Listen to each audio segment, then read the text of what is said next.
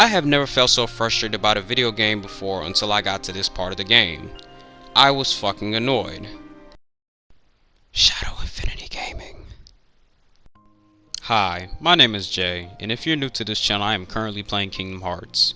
Well, I just took a break from it because I'm going to start playing Rechain of Memories, which will be a non-commentary series due to its repetitiveness.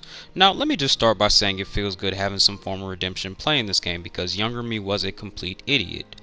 As I stated before, when I was like 10 or something, I don't remember what age, I broke my Kingdom Hearts 1 disc. The disc was sitting in a seat, and I sat on the damn disc, and I broke it. I deeply regret it because I never got to finish this game, plus it's really interesting. I'm actually enjoying everything that I missed when I was a child right now. But enough reminiscing on good memories. Today I'm doing Yelp reviews, but not for jobs in your area. Nope, this is for every world I have completed and struggled with in Kingdom Hearts 1 so far. I'm going to go over each world and what I thought of them in just a couple of sentences. My thoughts and opinions, short, sweet, and simple. Each world will get a star rating out of 5. 5 meaning I highly recommended it, and 1 meaning I wouldn't even bother recommending it to you because my experience with this world was a shit show. Well, let us begin. So, off the bat, I kinda forgot how copyrighted this song was and was given a copyright claim in my first playthrough. It was worth it though because this is still one of the greatest game openings I have ever witnessed. This scene was some next level shit filled with a lot of symbolism. But getting off track, let's get to these Yelp reviews. So we have Destiny Islands at 4 stars. It was really easy, it was straightforward. Collect items, race Riku, visit the scary cave, and beat up a couple of friends. Cool. I really didn't have any problems with it. Waka was kicking my ass. Since I was a child, that beach ball was a problem.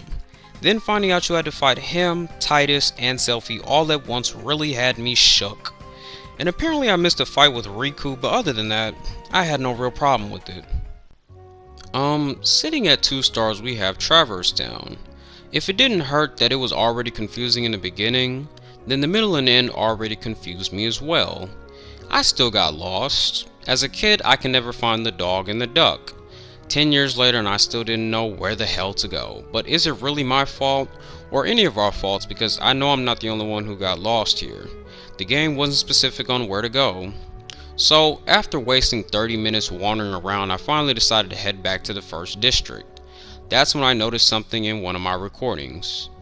The answer wasn't obvious, but Sid literally tells you if you ever run into trouble, you come to me, I'll look out for you. How in the world did I miss this? And also it turns out you didn't need to fight every fucking Heartless you've seen. Just those 5 at the beginning of District 2 and head back to the first.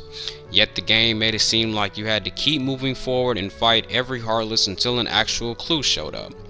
Also, being the idiot I was, I started out on Proud Mode, so Guard Armor was literally biting the shit out of me for 20 minutes. Which surprised me because I thought I was supposed to fight him later. Like I was shocked when I seen this bitch fall out the sky in pieces. I thought I was just fighting those few Heartless and leaving, and then this thing falls out the sky like you thought wrong. And then Leon and his peanut gallery basically gave me nothing when it was time to leave. Then the second visit. Oh boy, this game compared to the other ones really loves its subliminal messages. And by subliminal messages, I mean magic triggers. And yes, partially some of it is my fault, but then again, this game was the least straightforward out of the rest of them. The door with the fire symbol. I'm over here thinking my game was broken because I couldn't deliver this book to Merlin, but all you had to do was light the door on fire. Hell, the door had a fire on it. Why didn't I just think of that? Oh right, because of these dumbass magic triggers, that's why. Then when I finally got in there, Merlin started breakdancing with his household items, so I just stood there and watched him. Luckily, inverse armor did not kill me, but that thing? If this is your first time playing this game and you happen to run into her, be prepared to die. I feel like every time I enter the second district, I'm playing with my life. Not only does she do a lot of damage, but she doesn't stop shooting until you're dead. So note to self, if you see this bitch hopping around District 2, your only objective is to run. But yeah, Traverse Town is definitely sitting at 2 stars. Let's continue. You know what the funny thing about this world is? Other than the Trickmaster whooping my ass, I really didn't have any issues with it. Out of all the worlds I played, I expected this world to come with the most problems. For the most part, I had no problem with it. Now, you're probably wondering why I still have it at 2 stars. Yeah, well, me stressing myself for nearly 4 hours looking for this pink box is what literally drove me to not liking this world. And once again, partially some of it is my fault, but still, that is 4 hours of my time I really can't get back. I never felt so stupid before until I finally decided to look up where it was. I said a faucet was where it was, but what I didn't know was that it was too late to find it. Meanwhile, I'm over here ripping and running through Wonderland trying to find this non-existent box. The thing is, if you didn't collect this fourth piece of evidence when Alice was having her trial, aka when she was still in Wonderland, then the box disappeared afterwards. Yes, I did uncover new things in this world, but still, I wasted my god-awful time. Oh, there is a lot to unpack with this world. This world was something else. But yeah, you're definitely getting 1.5 stars. All you had to do was press the X button. That's it. That's all you had to do. I spent almost 30 minutes to an hour in a shitty hotel, growing frustrated because my character would not connect from one vine to the next consistently. And then the part that blows me is I figured out how to do it, and I still didn't listen to myself. But then the game somehow threw me off and I went back to pressing circle yet again. I deadass had thoughts of ending my KH1 series right then and there, because I couldn't figure out how to get across these goddamn vines. I must have climbed and fallen off those vines nearly 100 times within that time span, because my game controls weren't specific and my game wasn't responding when I pressed the X button at first, which added to my confusion and annoyance. I have never felt so frustrated about a video game before until I got to this part of the game. I was fucking annoyed.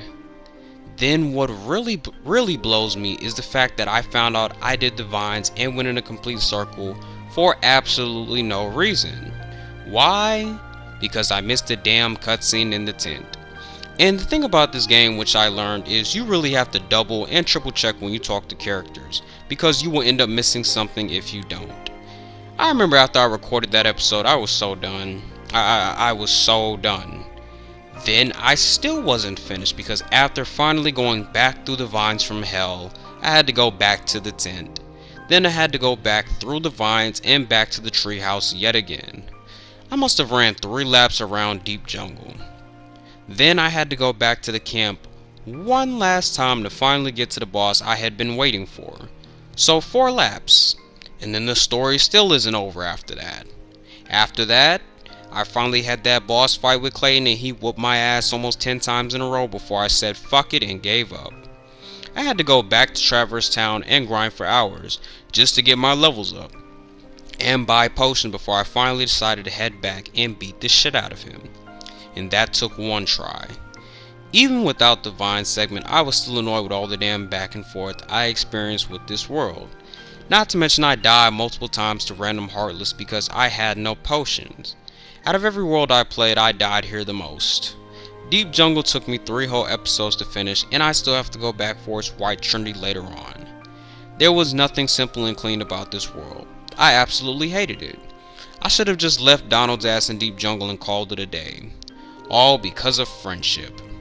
I did get a Keyblade and Cure, but still, was it really worth it? Even though I think the Olympus Coliseum was better in KH2, this was easily the most straightforward world on this list due to its size. Cloud didn't kill me, taught me Sonic Raid. Cool. Cerberus gave me a gift as well. Also didn't kill me. Cool. That fight versus Yuffie and Leon. I haven't picked up my game ever since. It took me about 2 or 3 hours to beat Yuffie and Leon by myself, and now I have to do it under a time restraint by myself. I recorded it mainly to fix my microphone issues, but after beating them on my own, I have to do it again on time, with no potions. Fuck me. And I just remembered there's still one more person I gotta fight, which I'm not ready for. I'm not talking about Hades either. You know exactly who I'm talking about. But yeah, I'll give it 3 stars. Now, understand no world is getting a 5-star Yelp review from me. However, this was easily the best world on this list. I was complimenting it the moment I landed there. From the music to the actual mechanics, I actually enjoyed this one world. I liked how much bigger this Cave of Wonders was compared to the second game. A little confusing, but you get used to it. Now, the Jafar fight was a pain in the ass. Having to chase this magic pedophile throughout this open space, and on top of that, climbing on these big ass rocks, while dodging Genie was very annoying. His character would literally move away from you if you managed to somewhat get close to him. And knowing Sora's speed, this was depressing as hell. Now, his base form did kill me twice because I didn't expect ice to come out his ass. However, his Genie form on the other hand was kinda pathetic, especially since he wasn't the main target. Logically, if Iago had the lamp, why didn't he just fly out the chasm and away from Sora and Aladdin? Instead, he stayed and got beaten with a large key for 5 minutes. Honestly, I wish we could have had Jafar's snake form for a boss fight, cause I felt like it would have been a better boss. But, like I said, I like this world, so 4 stars. So, if you haven't watched my playthrough of this level, then you probably won't understand the mic drop reference. I don't know, maybe the music was too overbearing, or maybe I got a microphone from Craigslist, but basically I was having microphone issues. This is where my microphone decided to bid me farewell. I had just finished doing a playthrough of Sonic 2, and after doing Monstros when I realized I was having issues. So I went back and added subtitles for that entire video because even I had trouble hearing what I was saying. But for the most part, Monstro was fairly straightforward because I only got lost twice. I completed this world the fastest out of any other world and it almost felt like a mini speed run. Definitely liked their battle music, it was catchy to listen to, brings me back to Rechain of Memories. The overall design of this world was both appealing and disgusting. Parasite Cage was a problem.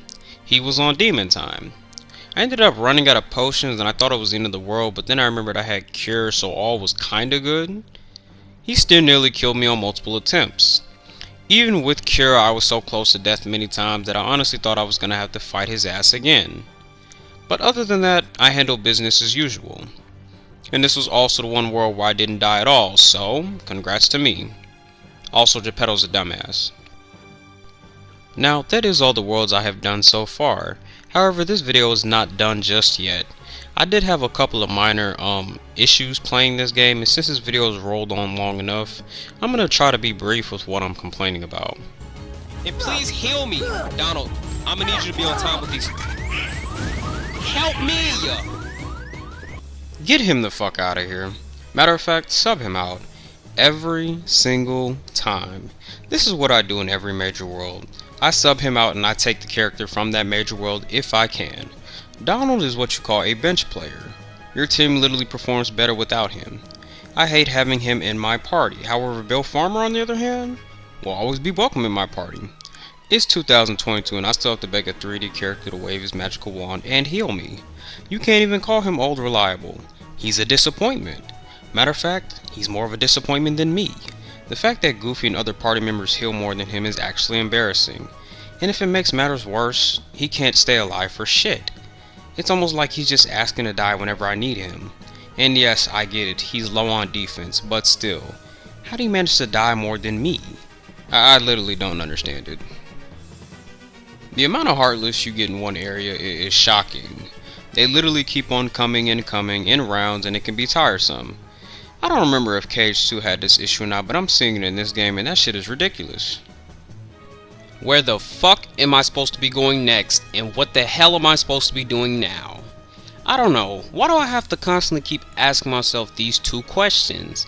I stated this earlier, I'm gonna state this again. This game is the least straightforward out of the rest of them. And once you physically play this game, you will see why. It's that damn confusing. I don't know, maybe it's me, but it seems like after you use a potion and, die, that potion you used is forever gone. I vaguely remember this feature in Cage 2, so I can't really compare, but I honestly thought this was one of the biggest scams in this game. It's like you repeatedly die to the same boss over and over again, while using potions, and when you use them, they literally leave and never come back when you respawn like they're supposed to. I honestly thought this was ridiculous, but hey, that's just me. Now, I get games are supposed to be a challenge and all, but when you first start this, dying is so common. Have you tried going one-on-one with the regular Heartless? And how did that go? Oh, you said you died? I wonder how that happened. Whether you pick that fancy little shield or not in the beginning, your defense is literally 0 when you start this. So, dying is an understatement in this game, especially on Proud Mode. But that is all I have for this review right here. This was my Kingdom Hearts 1 Halfpoint review. Now, the final part of this review will be made once I finally beat this game, so no time soon. The last thing I have to say about this video is thank you God, because my Sonic 2 review mentally and physically killed me.